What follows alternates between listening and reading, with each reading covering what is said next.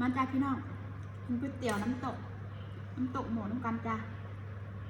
หลังจากเข้าสู่ภาวะเดิมค่ะเมาค้างไปกินปีใหม่ข่าวไม่ได้ตกท้องเลยจ้ะจักกินอีกยังกับบุ้ง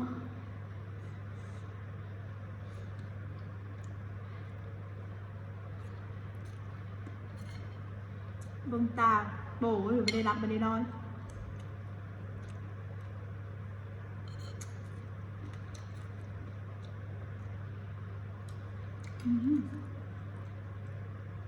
สดน้ำมันหอยมันแซ่บขนาดเลย